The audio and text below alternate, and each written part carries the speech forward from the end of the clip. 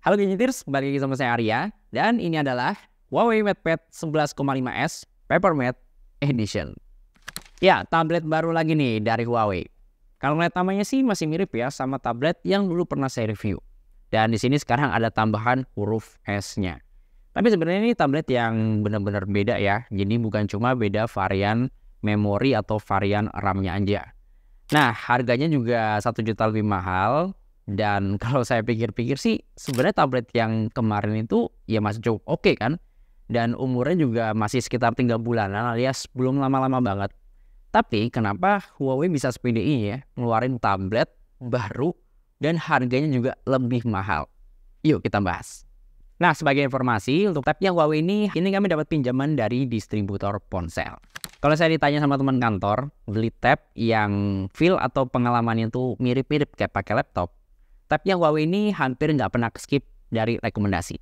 Ya, ada banyak faktor ya, kayak layar lebih gede, terus paket aksesoris lengkap, software yang lebih proper buat dipakai kerja, dan harganya juga masih masuk akal lah buat dapetin paket komplit itu semua. Ya mungkin cuma minus nggak ada GMS atau Google Mobile Services-nya. Kedengaran sepele ya, tapi setiap kali ada orang yang mau beli tabnya Huawei, kayaknya masih pada kaget ya soal fakta ini. Karena ya nggak jarang di antara mereka tuh masih ngira tabletnya Huawei ini ya sama aja gitu kayak tabletnya Samsung atau Xiaomi yang pakai Android standar kayak biasa.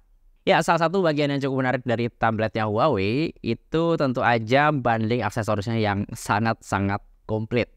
Dan ini bisa jadi alternatifnya laptop ya, terutama buat Anda yang biasa kerja WFH dan nggak pengen diribetin lah sama baterai yang dikit-dikit lowbat kayak di laptop Windows. Nah, untuk kelengkapan aksesorisnya ini udah dapat keyboard case ya yang pakai sistem magnetik, terus dapat stylus juga official itu namanya M Pen dan ini udah generasi yang ketiga paling baru. Dan enaknya kalau aksesoris resmi kayak gini itu tuh ukurannya fit dengan tabletnya ya. Dan untuk kualitasnya juga relatif lebih oke lah ketimbang Anda harus cari keyboard case atau stylus third party di lapak-lapak online yang biasanya kualitasnya tuh ya suka nggak jelas gitu. Ini udah resmi dan memang secara kualitas tuh bagus banget. Ya, banding paket komplit kayak gini tuh jadi bikin tabletnya berasa lebih murah ya. Karena kalau kita ngelihat tablet lain itu ya biasanya pakai sistem ala carte Pak. Kalau nggak stylusnya doang, keyboardnya doang, atau malah dua-duanya ini dijual terpisah. Kalau saya lihat-lihat sih keyboard case-nya masih mirip ya dengan keyboard case di Huawei MatePad yang generasi sebelumnya. Ini pakai sistem magnet dan cara pasangnya juga gampang banget. Terus di bagian kickstand ini tuh bisa diatur juga level kemiringannya ya. Jadi kalau mau kerja yang tegak atau agak turun ini bisa diatur aja. Nah, yang baru di keyboard case Huawei MatePad kali ini itu ada di koneksinya ya.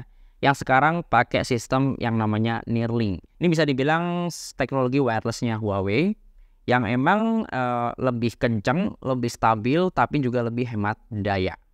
Tapi Neuralink ini bukan koneksi Bluetooth ya, karena pas Bluetooth-nya ini saya matiin, saya masih tetap bisa pakai keyboard case-nya meskipun dengan jarak yang cukup jauh. Sebelumnya Neuralink sendiri udah dipakai di Huawei MatePad Pro Series ya, cuma waktu itu baru dipakai untuk stylusnya doang. Nah, sekarang untuk keyboard case dan stylusnya itu udah sama-sama pakai Neuralink.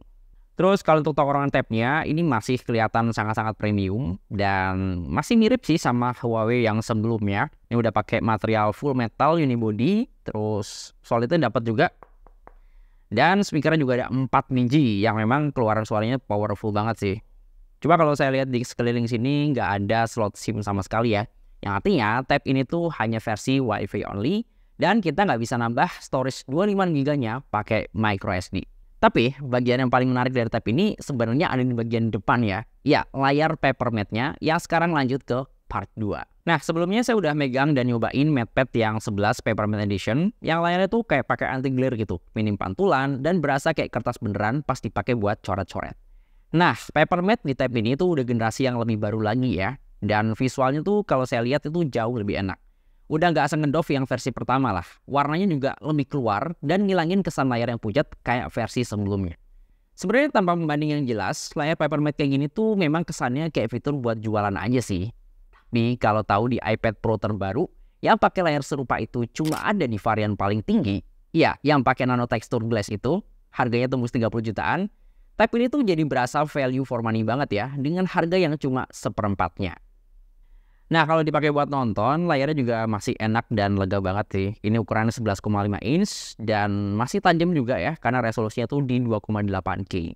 Untuk panelnya memang bukan AMOLED ya, ini IPS LCD. Cuma ini masih one of the best lah yang pakai panel IPS LCD. Karena ya gonjrengnya dapet, dan rentang warnanya juga masih sangat luas ya. Dan ini layarnya tuh udah pakai DCI P3 100%. Terus kalau dipakai buat maraton film atau streaming berjam-jam, layar Papermate di sini juga nggak bikin mata pegel ya. Coba ya jangan jadi alasan kita harus nonton lama-lama di tab ini. Kita harus tahu waktu juga. Untuk speakernya ini sama-sama dominan ya. Ada 4 speaker yang memang suaranya tuh sama-sama powerful. Dan masih kerasa lah ada sensasi bass tipis-tipis dari speakernya. Tapi ada catatan khusus nih buat yang hobi namatin series favorit di Netflix. Ini aneh banget ya, di MatePad seri kali ini itu malah nggak bisa download Netflix dari app gallery. Padahal nyobain di MatePad sebelumnya itu tuh udah bisa. Bahkan saya juga sempat buka Netflix dari browser dan malah muncul tulisan kayak gini nih. Malah kita disuruh untuk update browsernya. Padahal ini udah versi paling baru loh. Ya setelah browsing sana sini akhirnya dapat nih cara buat nonton Netflix di tab Huawei ini. Jadi kalau mau streaming via browser ini harus pakai browser lain ya. Jangan yang browser bawaan. Saran saya sih bisa coba pakai Google Chrome. Tinggal buka website Netflix. Nanti laman awalnya tuh bakalan normal ya. Nggak kayak versi browser bawaan yang tadi. Jadi tinggal login aja. Ya meskipun untuk daftar aplikasinya masih belum sekomplit tablet Android atau iPad, tapi yang enak dari Huawei di sini, itu tuh kita dikasih aplikasi pre-install ya, yang mana dia ngasih pengalaman tipis-tipis kayak pakai versi aplikasi beneran di laptop. Butuh software Office yang proper, di sini ada WPS PC level ya, yang mana di sini kita bisa ngolah file Word, Excel, PowerPoint, dan ini jadi satu sistem yang terintegrasi. Untuk fitur-fiturnya sendiri beneran kayak kita pakai aplikasi Office di laptop ya atau di PC, bukan kayak di tablet yang memang fiturnya itu sangat-sangat terbatas. Bahkan di sini kita bisa bikin tabel pivot di Excel, terus kita bisa ngolah chart dan margin di Word, sampai buat nambahin transisi slide di PowerPoint. Dan yang menarik, semua fitur ini tuh dikasih gratis tanpa kena biaya langganan lagi. Tapi kalau ada yang bilang, bang, aplikasi NS Office juga bisa kok ngasih fitur-fitur yang mirip-mirip kayak WPS PC level ini. Bisa bikin tabel pivot, bisa ngatur chart, bisa ngasih animasi di PowerPoint. Ya memang sih NS Office punya fitur yang kurang lebih mirip. Tapi yang nggak bisa dilakuin di aplikasi third party, bisa nggak nih ngebuka 2 file Office side by side kayak gini. Kuncinya bukan sekedar ada atau nggak ada fiturnya ya, tapi lebih ke optimasi software supaya bisa dipakai maksimal dan kerja juga lebih nyaman. Ya sebenarnya nggak cuma pengguna Office doang ya yang dimanjain pakai tab Huawei ini. Buat yang hobi ngedesain, sketching atau coret-coret, di sini juga dimanjain pakai aplikasi GoPaint yang tipis-tipis ngasih pengalaman kayak pakai Procreate di tablet iPad. Ya di sini kita bisa milih kanvas ukurannya mau berapa di awal, terus pilihan brushnya juga banyak banget. Ada kali nih seratusan opsi brush yang bisa kita pilih dan kita custom di sini. Mau dipakai gambar dengan beberapa layer juga masih bisa ya. Dan biasanya bagian ini nih yang mungkin nggak akan kamu temuin di aplikasi sketching gratisan. Ditandemin sama M Pen generasi ketiga, di sini benar-benar ngasih feel kayak lagi pakai pensil beneran sih. Terus kalau untuk palm injection-nya juga masih aman banget ya. Artinya kalau tangan kita tuh aktif pakai M Pen buat ngegambar di layar, mau telapak tangan kita nyentuh layar atau nyenggol layar, ini tuh nggak akan dianggap sebagai sentuhan ya. Dan saya sempat ngasih lihat aplikasi GoPen ini sama teman saya yang memang jago ngegambar nih. Emang biasa sketching pakai tabletnya di iPad ya. Dan ternyata beliau cukup excited ya. Ternyata ada nih aplikasi yang bisa ngasih experience ala Procreate di iPad di tab yang non-iPad. Terus yang bikin nyaman ngegambar di GoPen ini tuh ada opsi ya buat pindah-pindah antara pakai mode sRGB dan juga DCI P3. Nah, opsi buat pindah-pindah antar mode gini tentu lebih memudahkan kita dan minimal gak bikin kecewa lah karena udah capek-capek ngedesain, udah capek-capek ngasih warna, pas diekspor kok warnanya beda jauh nih. Nah, ini bisa kita antisipasi dengan milih yang mode sRGB aja.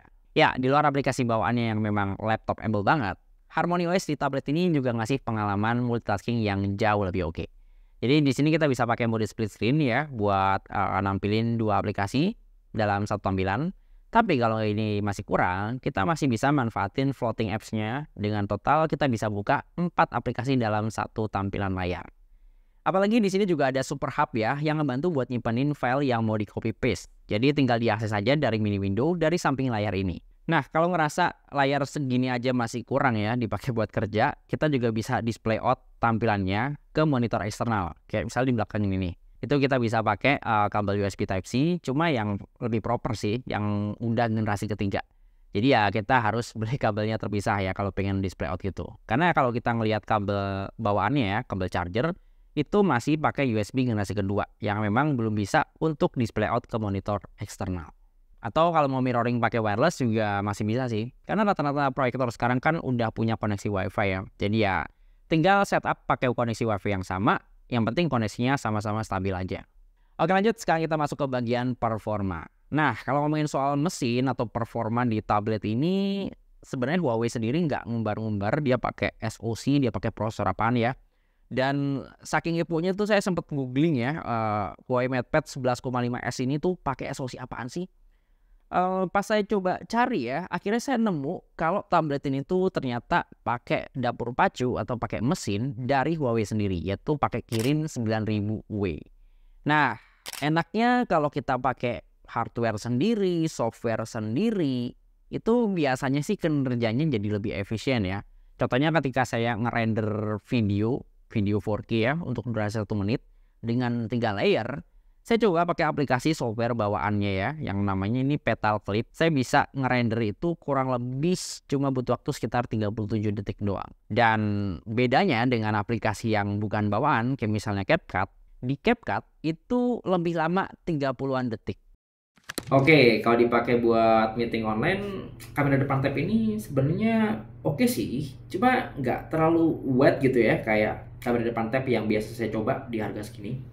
Ini sudut pandangnya normal sih, nggak yang wet banget. Tapi ya udah cukup kok, headroom masih aman. Ini jarak pandang juga ya normal lah segini ya.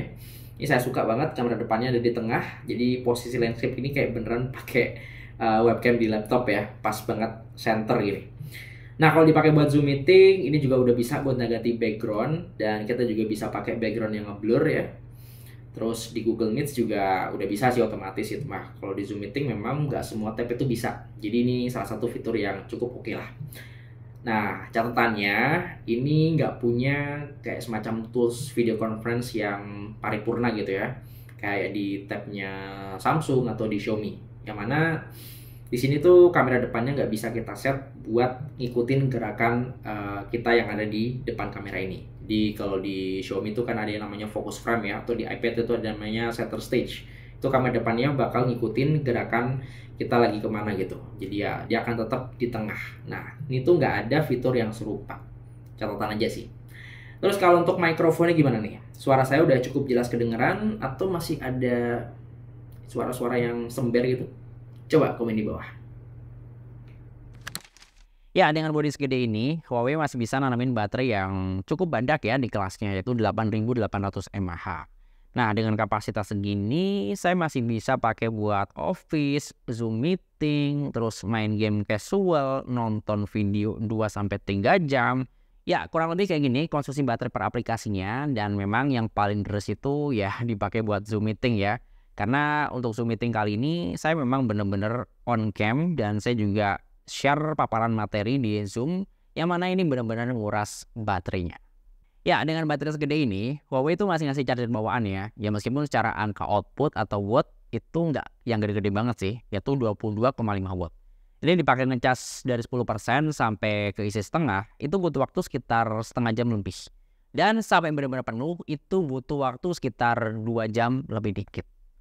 2 jam itu lama nggak sih Tam buat baterai 8800 mAh? Kayaknya masih normal-normal aja ya. Karena ya nggak jarang sih nemuin tablet dengan baterai segede ini, terus chargernya kurang lebih mirip-mirip, itu butuh waktu sekitar 2,5 jam atau lebih. Tapi sayangnya sih fitur reverse charging nggak bisa dipakai ya di tab ini. Ya kita nggak bisa ngecas perangkat lain lewat USB Type-C-nya. Waktu itu saya pernah nyoba ya ngecas baterai smartphone lewat konektor di sini. Yang ada bukannya baterainya jadi keisi, malah baterai tabnya yang keisi. Jadi kembalikan. Oke, jadi kesimpulannya, saya percaya ya kalau budget kita tuh masih di bawah 10 juta, saya sih better nyaranin beli tablet aja ketimbang laptop. Karena ya tablet itu biasanya punya daya tahan baterai yang lebih awet. Terus layarnya juga udah touchscreen dan dimensinya juga lebih ringkes dan juga enteng.